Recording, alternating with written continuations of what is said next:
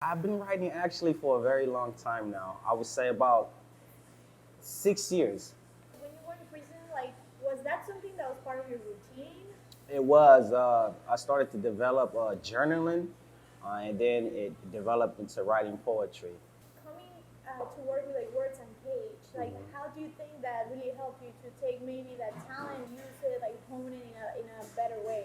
Words Uncaged gave me the confidence that I needed to put my work out there, and it really helped me to really express myself, to share my experiences with others, and also to encourage others that they can become better and they can become positive as well. Sometimes you might have something to say, but you don't feel like why me? Who's gonna care? Like in my case, I talk about dealing with parents who are addicts and stuff like that, anxiety, all these things. I'm like, it might inspire someone to get through something. Is that something that also moves you? Yes, absolutely.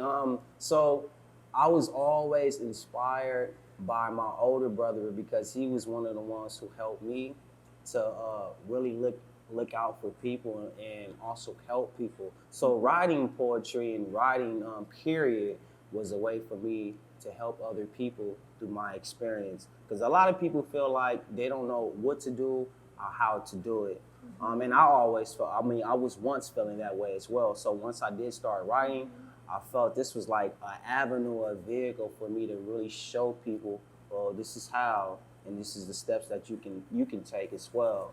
So yeah. When I open up about my story, because it's hard, it's like it's vulnerable. Why do you want to put yourself out there? Yeah. What happens is it also creates certain family healing and conversations, right? And it's so valuable to have this because a lot of healing starts taking place, and that's the power of writing and Right. communication. So, like, how has it been for you? It's been very, very joyful. It's been very inspiring, not just for myself, but also for my family members who knew me to participate and once upon a time a gang culture to transform myself, transform my life, and become better, to become positive. So it's become encouraging also to them, and so it makes me feel very happy inside, very joyful, knowing that I'm contributing to something that's more positive, not just for myself, but for others, and especially for my family. So I feel real joyful about that. How many years were you in prison? 15 years.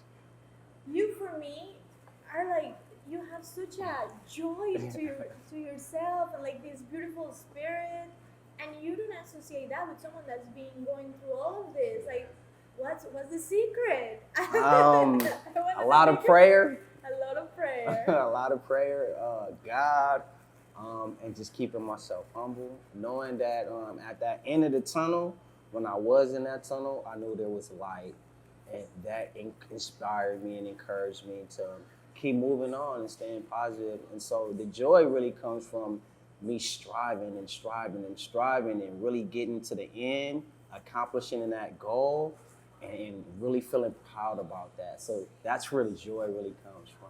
It's interesting that the name of our publication and our media company is called Alegria. Alegria in Spanish means joy. And we're like talking about Yeah, joy. I didn't know there is that. yeah, it's very important for us. And for me, alegria or joy is a state of mind regardless of the circumstances that we go through, right? And there's people that tell me, "How are you joyful?" Right. When I tell them my story, right? Right.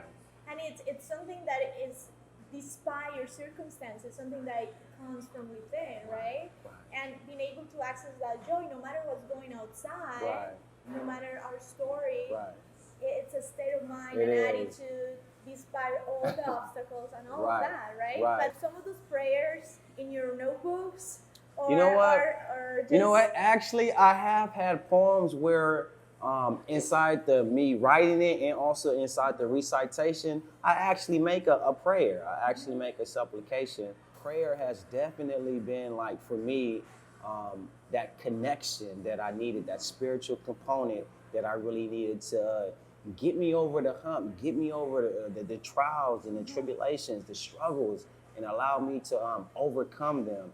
And through those prayers and through the help of God and through spirituality, I was able to not only love myself and care for myself, but care for others and love others. So it's been an integral part of me, prayer, spirituality, my connection with God, and my connection with human beings, all on a positive level. So those are the things that kept me grounded, kept me inspired, kept me motivated, kept me encouraged.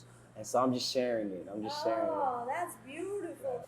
So how do you think, I know there is a lot of change that has to take place like in the justice system, but like from what you experience, what's something that you would like to see taking place so people that are in prison can be, just set to succeed, or give them like that dignity that is taken away at the same time? I would love to see the criminal justice reform in its entirety.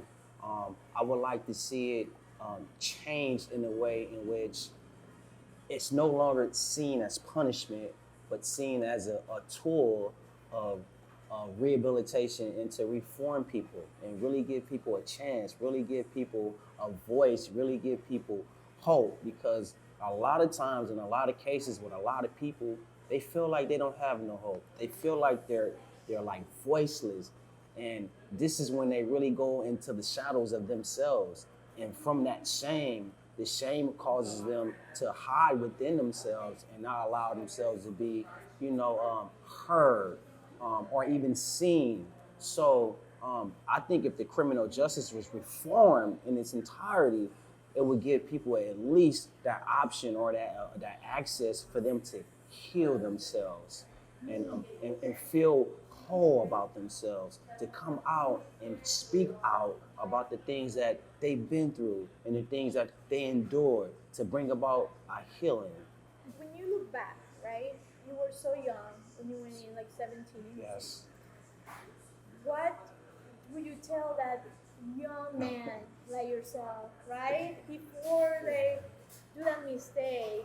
What would be like a piece of advice or a message you can say to these young people that are lost, or they're going through a hard time and then maybe they want an easy, which is not easy, way out? What would you say to them? I would tell that young person, just as I would tell myself at 17 years old, to seek help. It's okay to ask for help, and there's always options. Never feel like you have any options. Create options. If you can't create options, ask for help, and people will create options through you asking for help. That's a great point, because I feel there's all this stigma about like mental health, depression. I absolutely agree, because there is a stigma behind people asking for help. For instance, even when I was younger, there was times where I felt embarrassed to ask for help. I felt ashamed to ask for help. I felt vulnerable to ask for help. So I get it that when people are that young and at that age, they feel those same feelings. But I'm here to say now to those young people that I felt what you probably are feeling right now. But the best way to solve that, the best way to get help from that is actually asking for help. It can be a parent, it can be a coach, it can be a close friend, it can be whoever that you feel close to, that you need to ask for help in those vulnerable moments. Yes. I know it's going to be like your first time actually sharing with an audience your poetry. Yes, this is going to be my first time reciting. What? Oh my God, I feel so honored to have that. Yeah. Are you a little nervous? I am. I don't know what to expect. Thank you so much for your time. And thank you. Thank and you we'll so see you much. at Alegria Live. Thank you so much for having me.